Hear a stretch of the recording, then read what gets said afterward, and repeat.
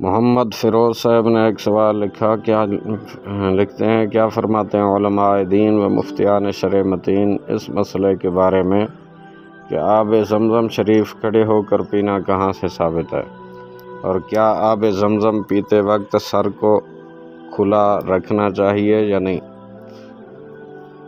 بسم اللہ الرحمن الرحیم۔ الجواب بعون الملک الوہاب، اللہم ہدایت الحق والصواب۔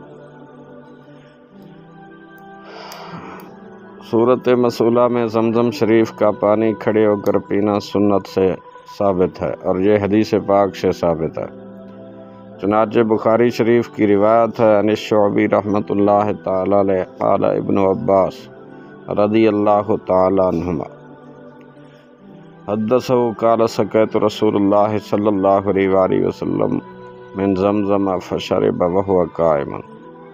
حضرت عبداللہ ابن عباس رضی اللہ تعالیٰ عنہما فرماتے ہیں، میں نے رسول اکرم صلی اللہ علیہ وسلم کو زمزم کا پانی لا کر دیا تو حضور علیہ السلام نے کھڑے ہو کر پانی پیا۔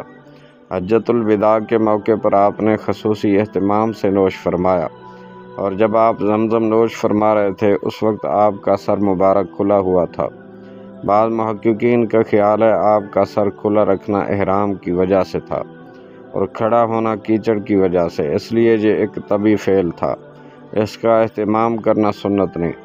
ابن ماجہ نے محمد بن عبداللہ بن ابو بکر سے زمزم پینے کے آداب نقل کیا ہے، جس سے یہ ثابت ہوتا ہے کہ زمزم قبلہ رخ ہو کر بسم اللہ پڑھ کر 3 سانس میں پینا مستحب ہے۔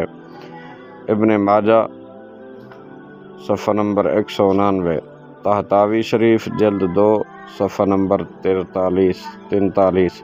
واللہ تعالی اعلم بالصواب۔